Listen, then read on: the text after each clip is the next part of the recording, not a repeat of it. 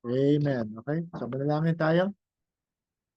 Panginoon, salamat, Panginoon, sa bagong pag-asa na binigay mo sa amin sa araw na ito. Tunay na ikaw'y buhay sa bawat isa sa amin na Diyos. Panginoon, salamat, Panginoon, sa iyong pagpapala na isang panibagong araw, punong-puno ng bagong pag-asa.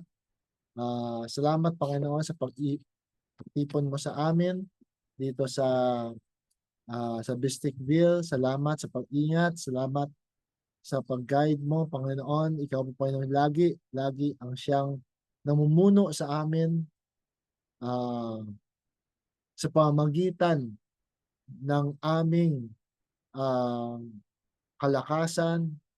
Sa pamagitan namin, Panginoon, ikaw ay naubuhay, Panginoon. Kinakailangan man po namin ay ilagay namin ang sarili namin sa iyong presensya, Panginoon, upang ikaw ang siyang laging mamuno, siyang laging mamutawi sa aming mga labi, sa aming mga isipan. Ikaw, Panginoon, ang iyong katotohanan na siyang mag-manifest, Panginoon, araw-araw. Dinadalayan ko po, Panginoon, especially yung mga um, Thanksgiving muna, Panginoon, kay Brother Alden, Panginoon, sa complete healing niya.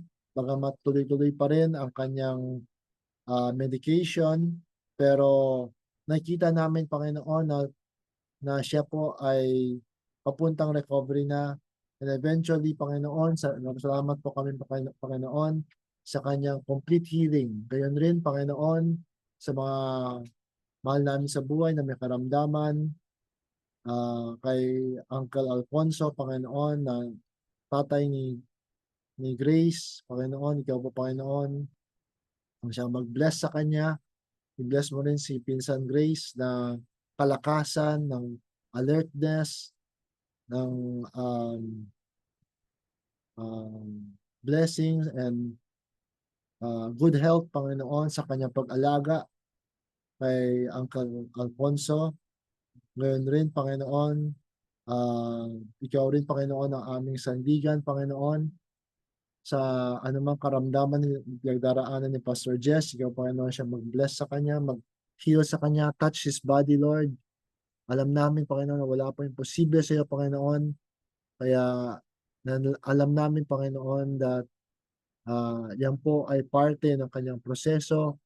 I-bless mo siya, Panginoon, ng iba yung kalakasan, iba yung kagalingan, Panginoon, sa pamamagitan ng aming mga padalangin at pag-ibig para sa kanya. Ngayon rin, sa mga seniors na mahal namin sa buhay, kaya sila, sa aking ate, na tuloy-tuloy ang kanyang dialysis, Panginoon, ikaw, Panginoon, siyang mag-bless sa kanya. Touch her body, Lord. Sa akin, Panginoon, sa aking buong pamilya, ikaw, Panginoon, siyang mag-bless. Araw-araw, Panginoon, ako nagpapasalamat sa iyo, Panginoon, sa napakagandang health, napakagandang environment sa bahay, Panginoon. Ikaw po, Panginoon, siyang patuloy na siyang mamatawi. Ngayon rin, Panginoon, hindi lamang sa bahay, kundi lahat sa mandako na iyong presensya, na kung saan na nagtitipon-tipon ng mga tao, mga kapatiran, na magtipon sila, Panginoon, sa iyong pangalan, Panginoon, ay nandyan ka, nagmamanifest sa bawat sa kanila, O Diyos.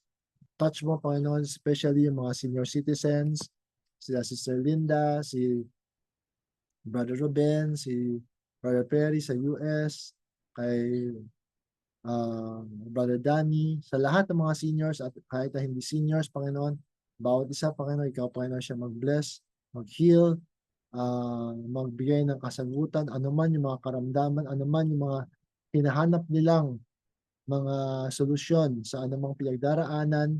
Alam namin, Panginoon, na lahat yon ay magbubunga, lahat ng kahirapan, lahat ng maling desisyon, lahat ng anumang pinagdaraanan namin at lahat ng aming celebrate sa aming araw-araw ay yan po ay patuloy sa pagmolde sa aming character, sa pagmolde sa amin upang kami po ay lalong mag-mature, tumatag, maging matibay, Panginoon, hindi lamang sa physical, kundi sa spiritual at sa psychological, Panginoon. Nakikita namin, Panginoon, ang galaw sa mundong ibabaw ng mga tao na may sariling mga agenda, Panginoon. Ikaw po, Panginoon, siya manguna sa aming paggamit, especially sa social media. Bigyan mo kami ng wisdom and knowledge para hindi po kami madala sa mga kagustuhan ng ibang tao, Panginoon. Bagkus, kami po ang siyang mamuno sa aming emosyon, sa aming sarili, Panginoon, upang hindi po kami ma-taken advantage, O Lord. Ikaw po, Panginoon, siyang manguna sa iyong maliit na lingkod sa araw na ito, sa aking pagbukas ng iyong mensahe para sa araw na ito, upang ito ay aking mai-share, no, sa lahat, na maging encouragement, maging dagdag kaalaman, at ang pag-celebrate namin na itong special na Father's Day sa araw na ito. Panginoon, salamat, Panginoon. Ipagpala mo mga nandito, lahat, itong buong bahay, lahat ng mga mahal namin sa buhay, mga kamag-anak na nandyan, O Diyos, itong buong compound.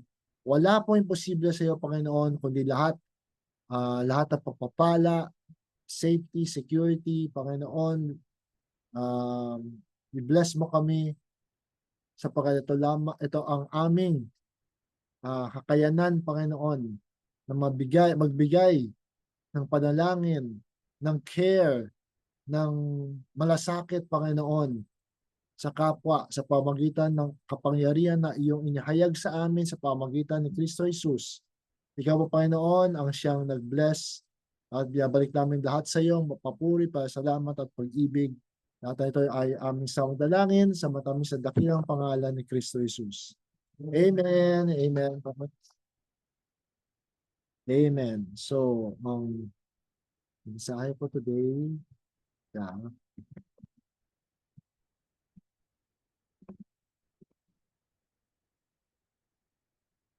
share na tayo.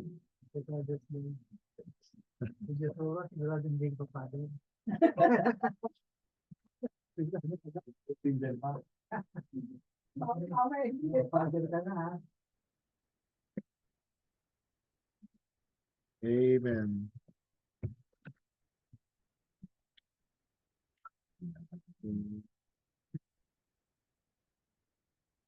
Happy Father's Day to all.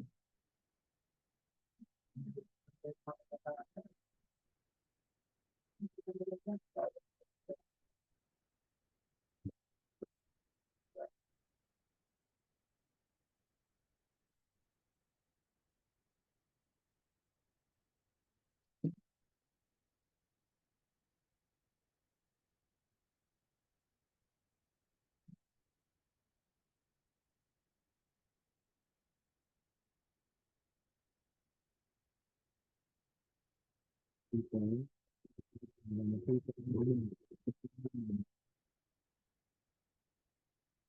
so ang title ko today is Heir of All Things. Tagapagmana ng lahat ng bagay. Okay, so pumunta ba sa next slide? Sa Hebrews 1 ba? Hebrews 1, verse 2 to 4. No, basahin natin, no? Hath in these last days spoken unto us by his Son, whom he hath appointed heir of all things, by whom also he made the worlds, who being in the brightness of his glory and the express image of his person, and upholding all things by the word of his power, when he had by himself purged our sins, sat down on the right hand of the Majesty on high, being made so much better than the angels, as he hath by inheritance obtained a more excellent name than they. Amen? Nakita natin, no, na lahat ng ginawa ni Kristo nung siya po ay nandito sa lupang ibabaw, na siya ang nag-fulfill doon sa inheritance na dapat sana si Adam. Pero si Adam ah, hindi siya, noon tawag natin fallen eh. Nagkasala, yun. Pero ngayon hindi na. Ang tawag natin doon ay he made a more excellent decision. Bakit? Kasi kapag hindi siya nag-decide na dumaan ng sex birth, di ba? Lahat ng panganganak ay magiging spoken word. Imagine mo, spoken word, tapos gusto mo yung anak mo, gusto ko matangkad, gusto ko blonde, gusto ko blue ang eyes, di ba? Parang ano siya, AI?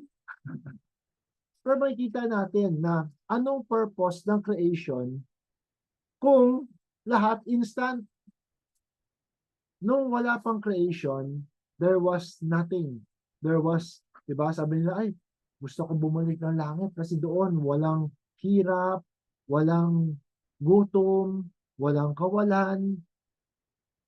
E nalaman-laman natin, kapag wala kang kagutuman, paano mo ma-appreciate yung pagkabusog mo? Di ba? Kung wala kang kahirapan, paano mo na-appreciate yung mga pinaghirapan mong pera? Kung hindi mo na-appreciate yung inuubos mo lang kung saan-saan, alam natin kung anong kahihinatnan nun. Amen? So kung hindi tayo dumaan ng sex birth, hindi tayo mag-progress as a human being. Magiging parang reflection lang tayo ng nakaraan. Amen? Para sabihin, parang ang pangit na, parang bakit kailangan may kahirapan? Bakit kailangan tayo maging mortal? Ito naman immortal tayo. Di ba? Kasi nga, sa pamagitan ng pagka-mortality mo, dito hinuhubog ang karakter mo. Di ba? Kung sa sitwasyon na ikaw ay desperado, ano na naging desisyon mo? Ano nagtutulak sa'yo para gumawa doon sa desisyon na ginawa mo? Ay, mali palang desisyon yan. Kaya, uulitin natin, babalikan natin, at i-correct natin ang sarili natin, then we move on. We move on to a better version, a version of ourselves, a better person than who you were. Amen? Ganoon ang maturity. Sapagkat kung wala tayong pinagdaan ng hirap, walang magmamature. At sabi ko nga, diba, sa mga nakaraang mga mensahe, talagang marami tayong mga tutor, governor, yung mga nag-tutor sa atin. Kaya nandyan yung law, nandyan uh, yung law, yung logic. Bakit napaka-stricto sa atin? Bakit napaka-stricto sa atin noon? Diba? Kasi noon, hindi ka pa mature, kailangan sumunod ka. Wala ngayon, wala kang free will noon. Kasi nga, hindi ka pa kasi mature. Diba parang anak mo, diba, anak mo na hindi pa mature, maglalakad siya, mamaya, maglakad siya diretso, walang harang, kunyari dyan, walang harang, dire-diretso siya, hindi niya alam eh. Siyempre, yung mo siya, ipipigilin mo siya maglakad. Eh minsan yung bata, diba, nagpipiglas pa, gusto niya talaga. Hindi niya alam na mamatay siya eh, pero maaway siya, umiiyak, nagwawala, diba? Parang inaaway ka pa nga, iniligtas mo na nga siya, inaaway ka pa, galit, siya pa galit.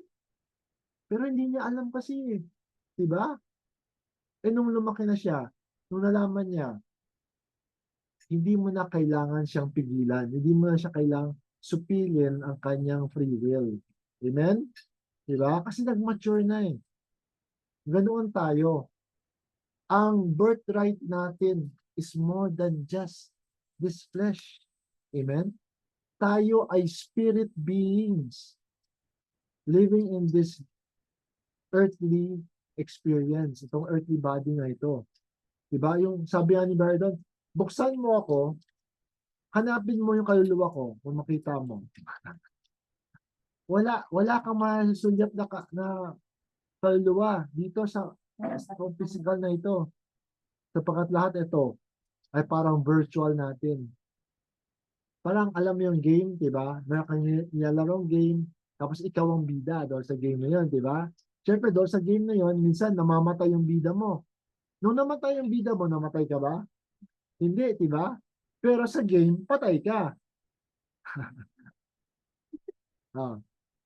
Nang malaman naman natin, itong totoong earth na ito, itong totoo, kapag hiniwa mo lang mga dugo to, kapag namatay ako dito, virtual lang pala ito ng spirit. Sapagat kung nawala ako dito, doon ako magigising sa kung sino ako totoo. Amen? At walang limitasyon na ako doon.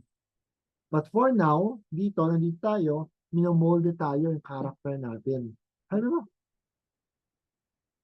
Bakit kailangan imolde pa?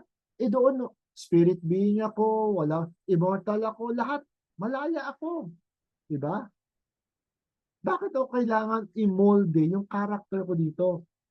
Kasi after dito, meron pa tayong susunod na journey pa. Susunod pa yan, yung susunod pa. At yung earth na ito, hindi ito magugunaw. The earth is eternal. Maaring may masira, pero hindi magugunaw. Magkakalindol, magkaka ano man, dumating, pero tutuloy-tuloy pa rin. Bakit? Kasi ang pinanggalingan, ang spirit ay buhay. And it can only express what? Buhay lang. Hindi siya pwede mag-express sa kamatayan. Kaya kailangan, but in the spirit, meron siyang attribute ng kamatayan. Hindi niya pwede i-express yun during in the spirit.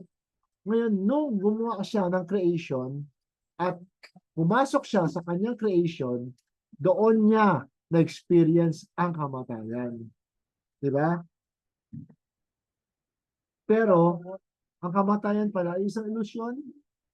Ilusyon pala.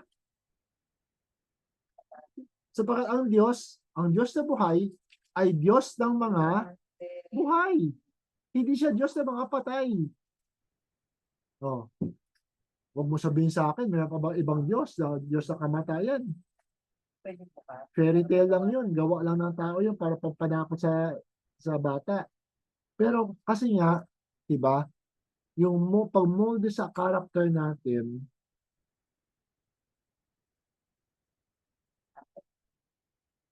nawawala yung sounds.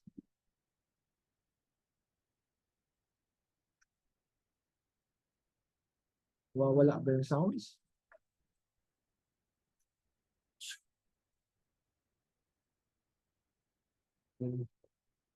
Sige.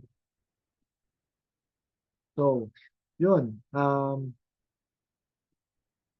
So, bakit kailangan mag-mature tayo, diba? Sapagkat sa pag-mature natin, doon tayo nabubukas sa buong potential natin. Amen? At sabi ko nga kanina, we are beyond just earthly. We are spiritual beings.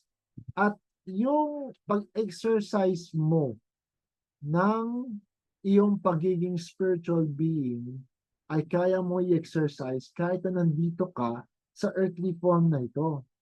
Amen? Heir of all things. So, tayo ay tagpagmana ng lahat. Ano yun? Lahat. Lahat ng sakit? Lahat ng pangit? Siyempre, hindi. Diba? Pero, paano? Okay, so to try kong maibukas sa atin, no? So, tuloy tayo sa pagbasa sa Hebrews 1, verse 5 to 7, no?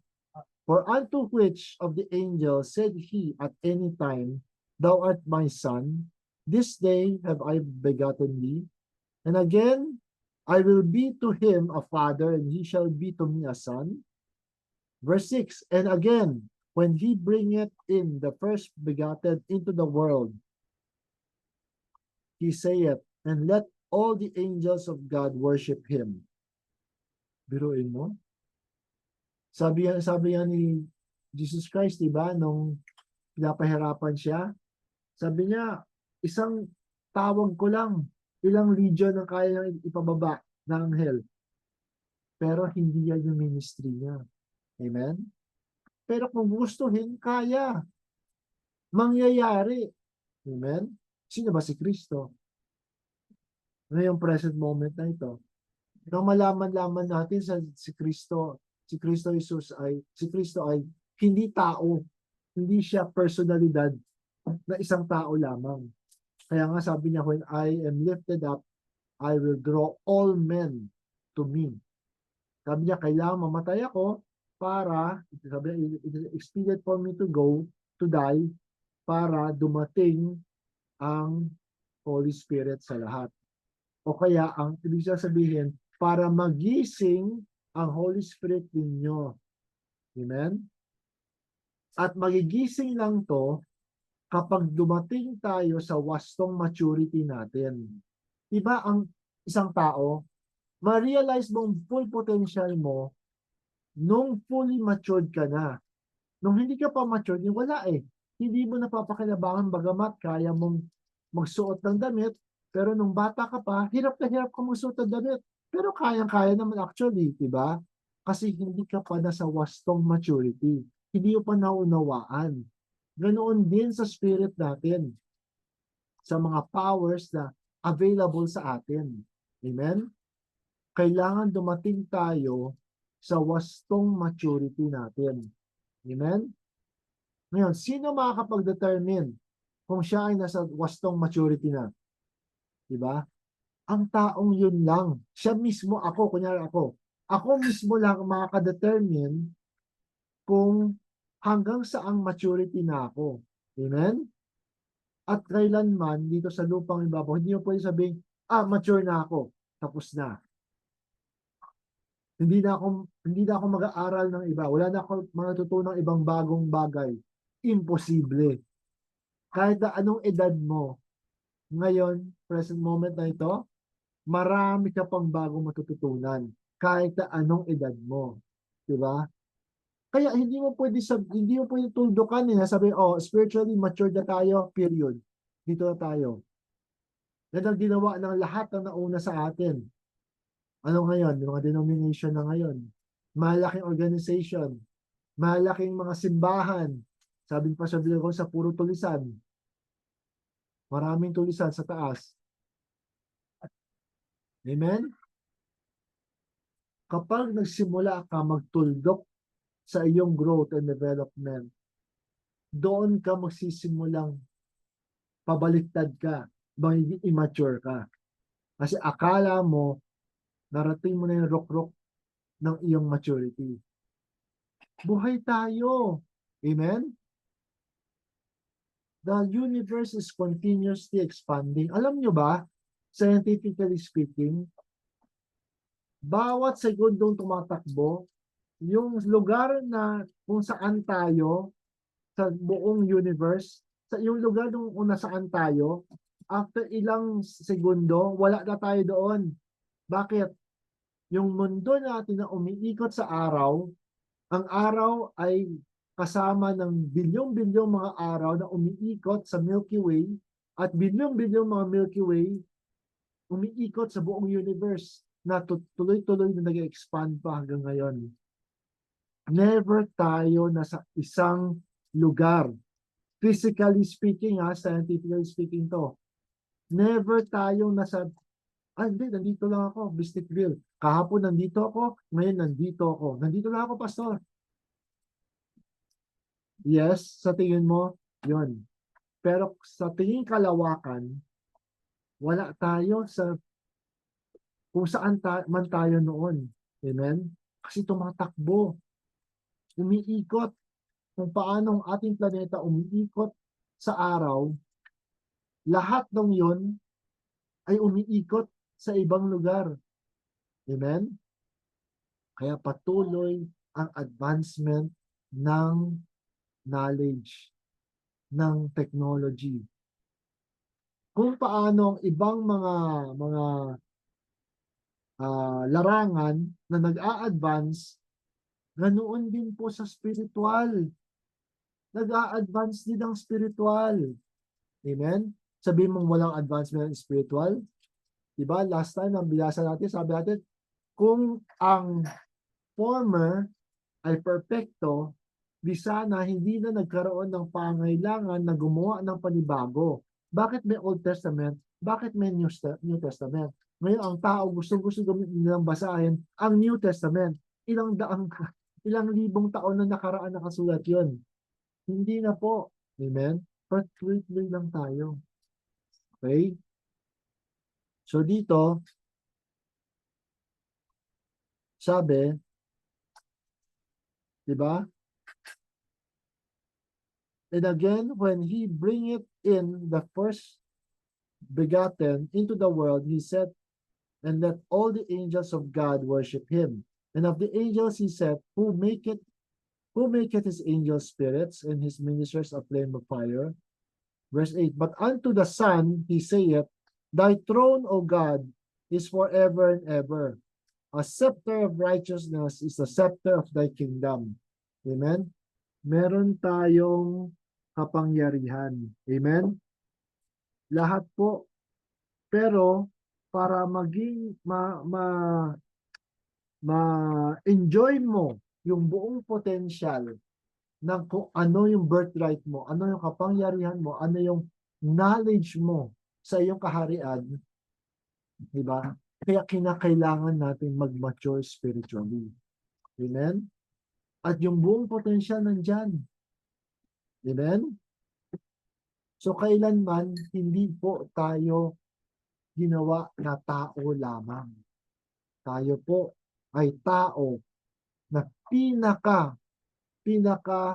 magandang creation ng may likha ang tao. Hindi yung sangkalawakan. Sapagkat ang sangkalawakan, nature, lahat yan ay nandyan dahil sa atin. Kung wala tayo, wala lahat yan. Amen? Pero tuloy tayo sa pagbasa, no? Sa Genesis, punta tayo balik sa Genesis chapter 1, verse 26 to 27. Sabi dito, and God said, let us make man in our image after our likeness. Diba? Nung ang spirito na siyang may likha ng lahat, diba sabi niya, let there be light. Hindi niya kinausap sarili niya. Kinausap niya ang nothingness, ang darkness. At sabi niya, let there be light. Sabi niya, let a fish come. Kinausap niya ang tubig. Let the cattle come. Kinausap niya ang mundo. Let the birds come. Kinausap niya ang hangin. Diba nakita niyo? Buhay lahat. Akala niyo tubig lang, hangin lang, mundo lang. Lahat yan may buhay. Pwede natin kausapin. Pero nung gagawin na ng Panginoon ang tao, wala siya kinausap sa labas sa kanya. Sabi niya, let us make man in our image and in our likeness. Nanggaling sa creator of creator, tayo. Kung sino ka. Amen? Wala siyang ibang kinausap outside of him. Kinausap niya sarili niya. And thus cometh forth. Amen? Alam niyo ba na hindi basta-basta dumarating ang milagro? Sabi ni Bardon, kahit ang mismo siya ang may likha ng lahat, kailangan siya ay manalig sa kanyang sariling salita para yun ay maging creation. Talaga? Kailangan pala niya magkaroon ng pananampalataya sa sarili niya. Amen? Ganoon ka-powerful ang pananampalataya ng tao. Amen? Na kaya mo maglikha mula sa wala. Amen?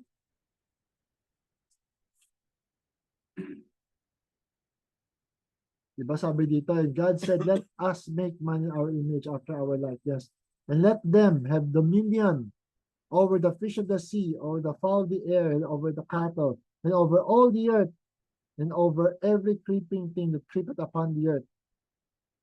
So God created man in his own image. In the image of God created he him. Male and female created he them. Amen?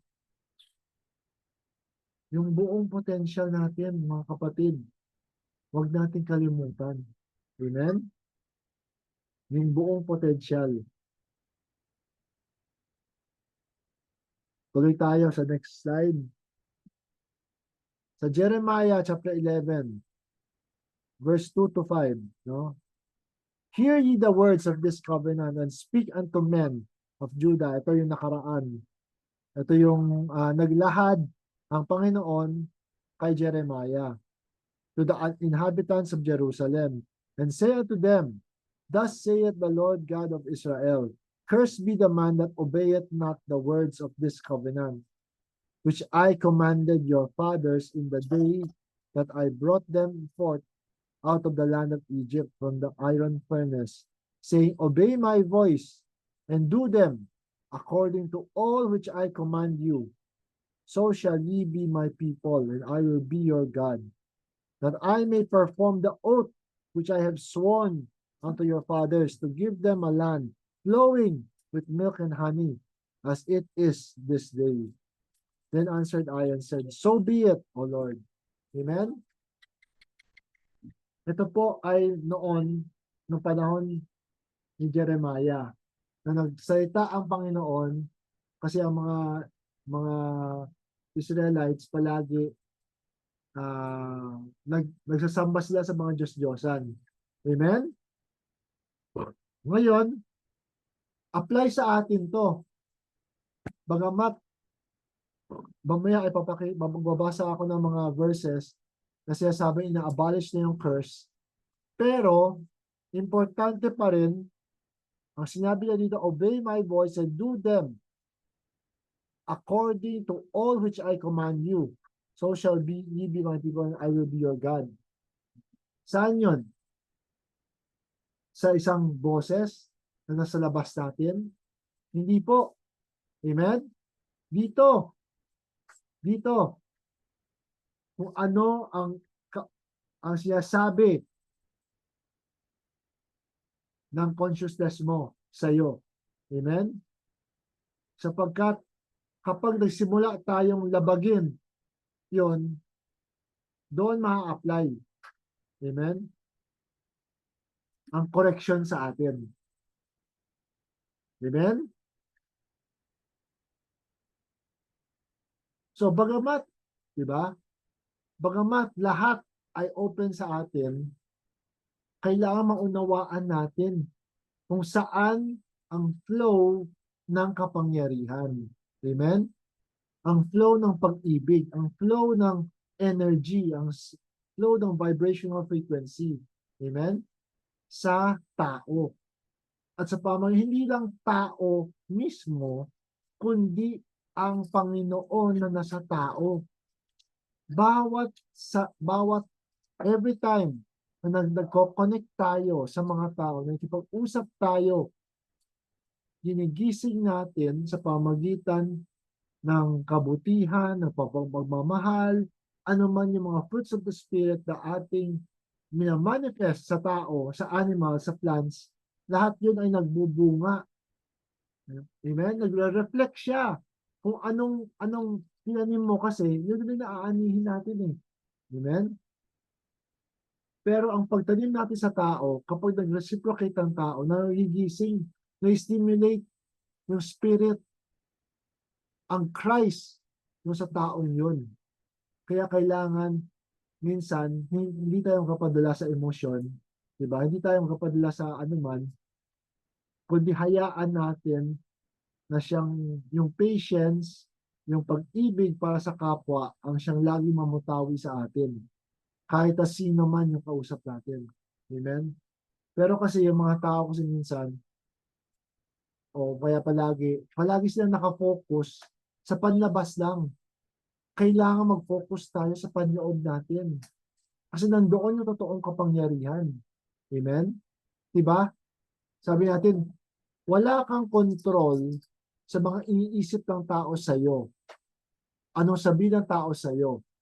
Pero meron kang control kung paano ka magre-respond sa mga sabi ng tao, kaya iniisip ng tao. Amen? Kaya nga, makapangyarihan tayo. Kaya mong kontrolin yung emosyon mo. Tandaan ninyo, nagsimula yan sa ama rin natin, di ba? Kung paano niya ginawa yung tao, kinausap sa sarili niya. Hindi siya nagkausap sa iba. Kinausap sa sarili niya. Sapagkat ang tao, di ba, may mabasa niya sa Genesis eh. Nagsimula ang tao, hindi lupa. Amen? Nagsimula ang tao, buhay ang tao, wala pang lupa yon. Di ba? Mabasa natin at nag-form ang Panginoon ng clay. At doon pumal, di ba? So, anong origin natin? Spirit tayo. Spirit tayong lahat.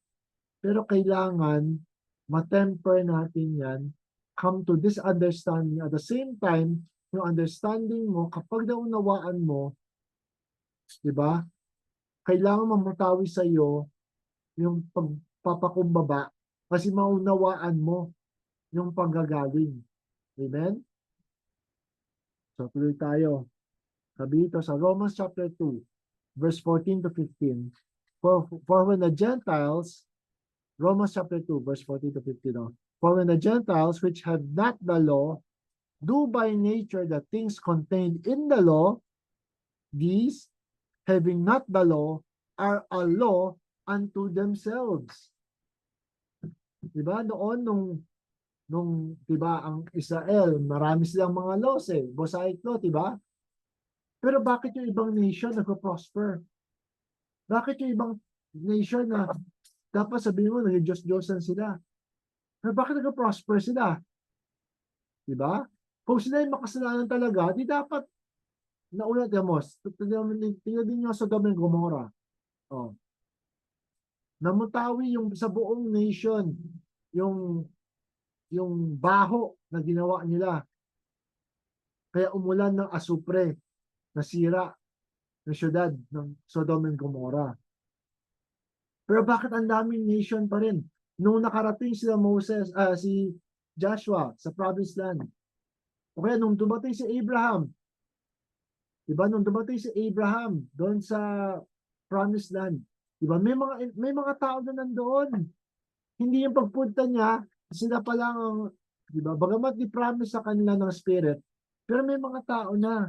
Bakit? Kasi may mga tao na walang kautusan na galing sa iniisip natin, Diyos natin, pero yung kautusan ay buhay sa puso nila. At yun, doon sila sumusunod sa kung anong namumutawing bukal sa kanilang puso. Diba sabi niya, for when the Gentiles, which have not the law, do by nature the things contained in the law, these, having not the law, are a law unto themselves. Verse 15, which show the works of the law written in their hearts. Diba? The work, yung gawa ng kautusan, ay nakasulat sa kanilang mga puso. Their conscience also bearing witness. Naka-witness sa kanilang konsyensya. And their thoughts, the mean which while accusing or else excusing one another. Bagamat hindi sila sakop ng Mosaic law, pero sila ay justified sapagkat ang pinaka-galaw o pinaka-essence ng kautusan ay binubuhay nila sa kanilang puso araw-araw. Amen? Hindi to mga Israelites, ha? Take note, ha? Oh. Ang pagpapala ng Spirit sa tao ay hindi lamang sa Israel lamang. Kahit na noon pa. Pero kasi hindi tayo nakafocus doon. Nakafocus tayo palagi kay Israel palagi, kay Israel palagi, kay Israel palagi. Kaya tuloy si Israel, lumaki ang ulo.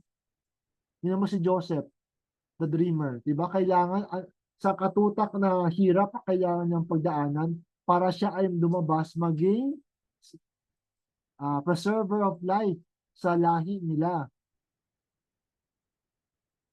Katakot-takot na pahirap, mga bintang na hindi niya ginawa, Diba? Kasi bakit? Nagmamature siya. Minamature siya sa pamagitan ng mga hardships na yon, sa mga maling ginagawa sa kanya. Diba? Nung dumating yung mga kapatid niya, di ba yung mga mismo mga taong may plano sa kanya, planoin siyang patayin. Kaya niyang harapin, kaya niyang ipatawad, hindi lang patawad, kaya niyang mahalin pa sila. Sabi niya, ang masamang ginawa ninyo sa akin ay hindi kayo ang gumawa sa akin, kundi ang Diyos na may likha natin ang gumawa para ako ay maparito para maging preserver of life sa inyo. Namuntawi kay Joseph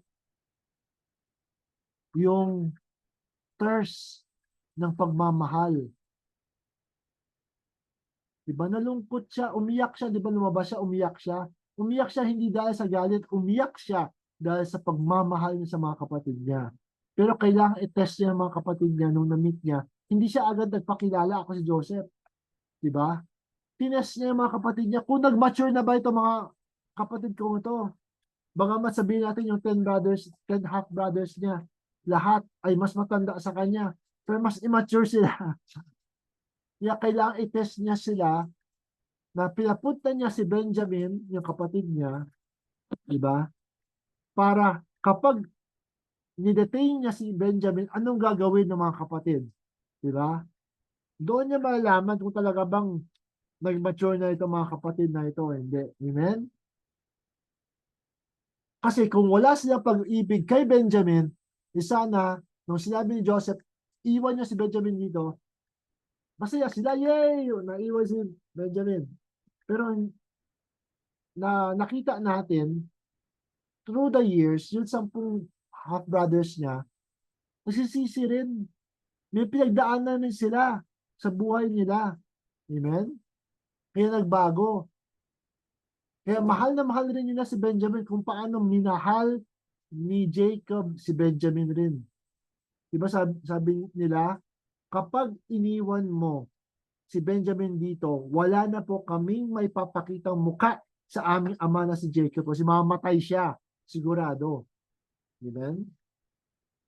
So nakita mo ang maturity ng tao na willing siya gawin ang isang bagay para sa ibang tao. Amen? Isang sign yun ng maturity. So nakita natin may character development, nag-develop yung 10 half-brothers na balak na patayin si Joseph, pero dumaan ang panahon, minahal na si Joseph na willing silang mamatay para kay Benjamin. Amen? Kaya nung time na yon, saka nag-reveal si Joseph, ako si Joseph, yung kapatid na inyong binenta, na gusto niyang patayin. Diba? Nakita niya. Amen? So ganun din ang spirit sa atin. Dumating ang maturity natin, kapag dumating na tayo sa hustong maturity natin, nagbubukas na sa atin yung mga capabilities natin. Yung buong potential natin. Bar Joshua, yung mutant powers natin. Baka hindi makarelate yung iba kasi. Kasi ako, mahilig ako sa comics rin. Kaya, di ba? Kaya nga sinabi ni Uncle Ben, di ba, kay Spider-Man, with great power comes great responsibility. Sapagat yung potential mong yon, maaring either maging malaking tulong ka sa society or magiging isang malaking kapahabakan ka. Ganun yun. Kaya importante ang maturity. Amen? Easier said than done, Pastor. Yes, alam ko. Kaya nga, kailangan dahan-dahan tayo. We need to take our time sa ating maturity. Amen? Okay, so tuloy tayo. Nakita niyo na ba yung buong potential niyo? Galatians chapter 3, verse 11 to 14. No? But that no man is justified by the law in the sight of God. It is evident, for the just shall live by faith. And the law is not of faith, but the man that doeth them shall live in them. Verse 13, Christ hath redeemed us from the curse of the law, being made a curse for us. Amen? Kaya nga sabi ni Kristo, nung namatay si Kristo, binaon niya sa kanyang kamatayan sa krus ng Kalbaryo ang lahat ng kabuloktutan natin lahat. Kinuha niya lahat, inangkin.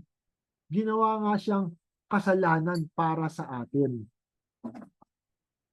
For it is written, cursed is everyone that hangeth on a tree, that the blessing of Abraham might come on the Gentiles through Jesus Christ, that we might receive the promise of the Spirit through faith. Alam nyo ba, kung hindi namatay ang taong si Jesus Christ sa krus ng Kalbaryo, yung salvation hindi pupunta sa mga hintil. Diba? Nung buhay pa si Kristo, ang ministry niya ay para sa Israel lamang. Diba? Kaya nga may babae sa Samaritana parang nakikiusap sa kanya pagalingin yung anak niyang babae. Ano sabi sa kanya ni Kristo? Hindi angkop na ipakain sa aso ang pagkain ng tao. Alam nyo ba, dapat ma-offend yung babae nyo sa sinabi. Jesus Christ mismo yan ha. Sinabi niya, hindi bagay na ipakain sa aso ang pagkain ng tao. Sino yung asong yun? Sino kausap niya? Kasi hintil. Pero nakiusap yung babae, sabi niya, pero yung aso, kumakain pa rin sa tira-tira na naiiwan ng tao.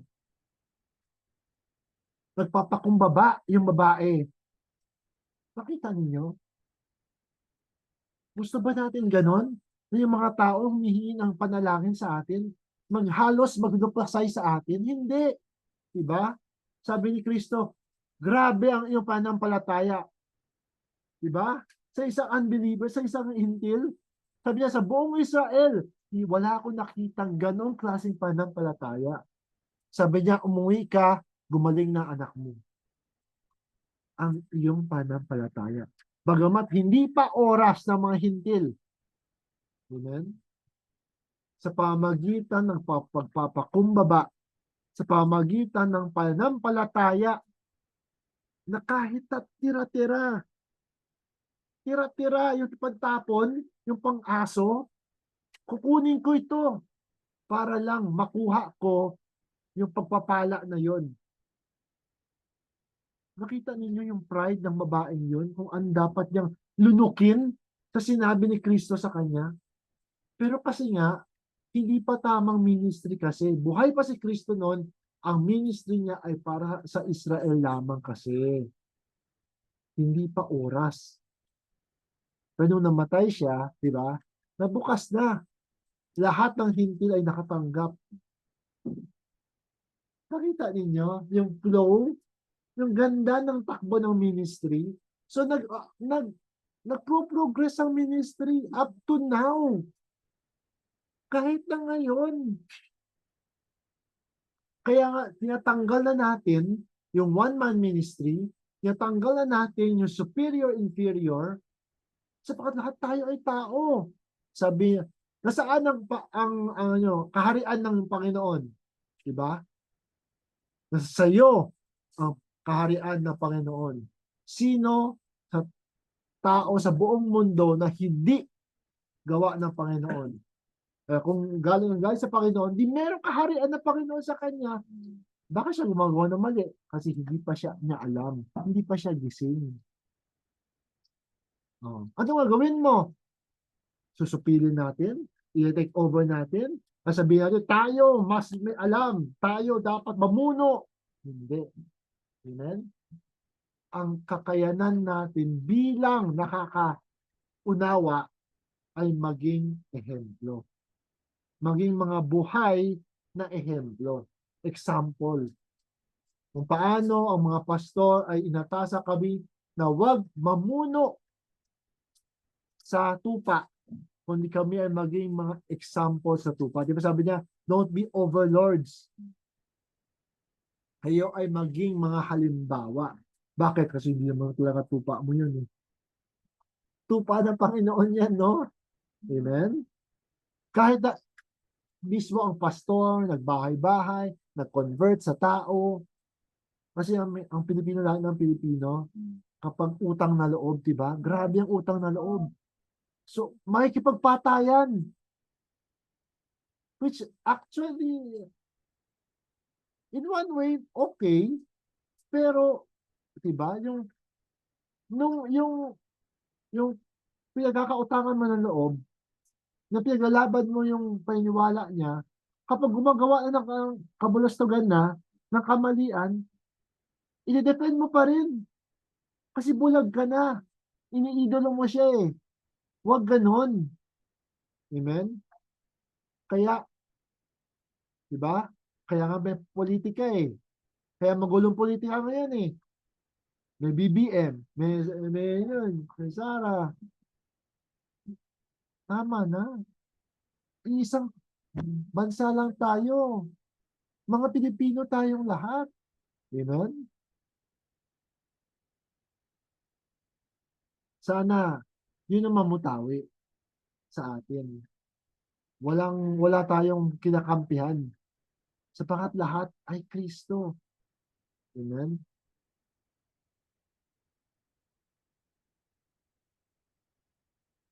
Amen po ba? So dito, tuloy tayo. Revelation 22, tama? Verse 1 to 3. And he showed me a pure river of water of life, clear as crystal, proceeding out of the throne of God and of the Lamb. And in the midst of the street of it, and on either side of the river, was there the tree of life, which bare 12 manners of fruit, yielded her fruits every month. And the leaves of the trees were for the healing of the nations. And there shall be no more curse. Huh? Akala ko may curse. And there shall be no more curse, but the throne of God and of the Lamb shall be in it, and his servants shall serve him. Ano yung a pure river of water of life?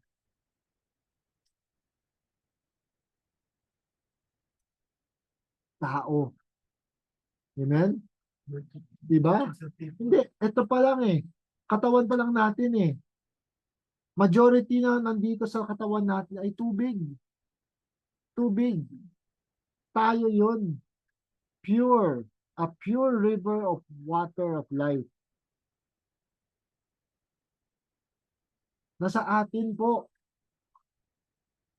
Nasa atin ang tree of life. Amen? Nandito ang tree of life. Nandito rin ang knowledge of good and evil. Amen? Nasa ang Garden of Eden? Ito. Ito ang Garden of Eden. Amen? At the leaves of the trees were for the healing of the nation. Alam nyo ba, kaya natin pagalingin ang bansa natin. Hindi lamang gumaling, lumakas pa. Amen? Kaya natin yan. Amen? Nasa atin yan, nasa tao. Ang isang bansa, gumagaling, hindi dahil sa gamot na ina-apply mo doon sa bansang yon, kundi sa mga tao ng bansang yon. Amen? And there shall be no more curse. Diba? Wala nang sumpa. Hindi yung sumpa na pangkalahatan. Wala na yung sumpang yon. Pero sa personal mong buhay, 'di ba? Kapag dumating ka sa punto ng mga pagtakbo ng buhay mo na minsan you go against your common sense. You go against yung warning sa'yo ng iyong konsensya. Doon kay correct ng spirit. At hindi na yun sumpa. Amen? Kundi just missing the mark. Oops, mali yan. Balik. You miss the mark. Anong ginagawa natin kapag na-miss natin yung bullseye? Buha ka ulit. Diba? As long as buhay ka, buhay ang pag-asa. Amen? So ang tao, ang clear, pure, living water. Amen? May comment ka ba? Wala naman. Okay. So minsan hindi nag-update dito. Diba? Kaya minsan, sa tao, alam nyo ba kapag umabot tayo no sa maturity natin para tayong mga crystal. Amen? At susunod, sabi dito sa Proverbs 22 verse 4, by humility and the fear of the Lord are riches and honor and life. Diba? Sabi ni Brother Don, diba?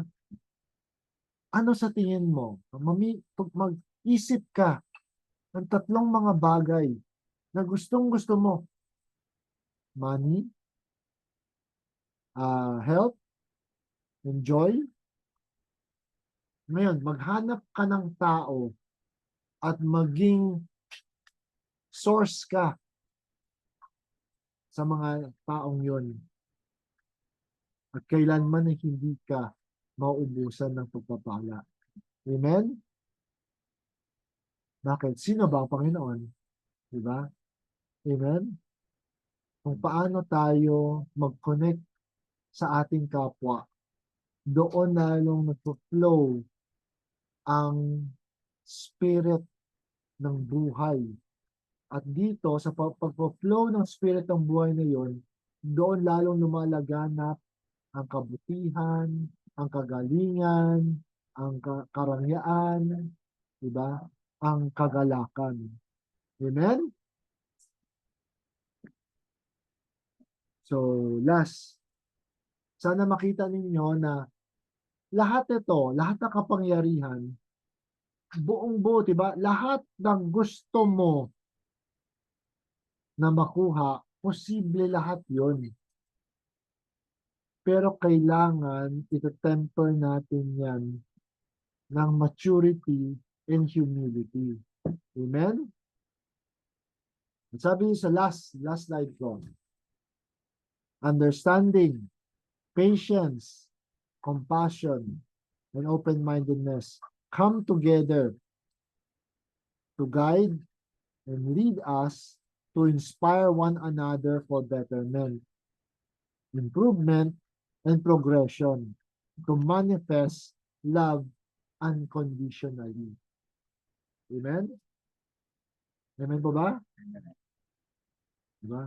Konting pag-unawa, konting pasensya, konting malasakit, at always keep an open mind.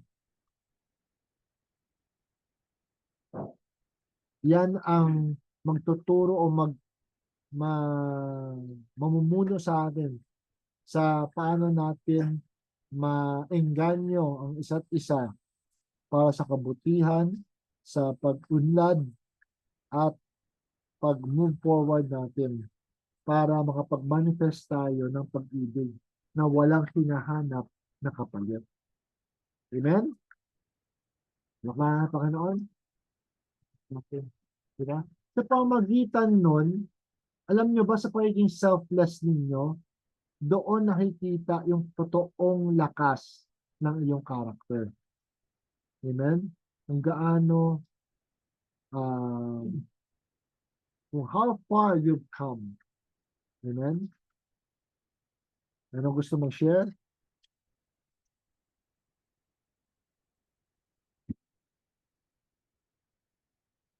So, yun.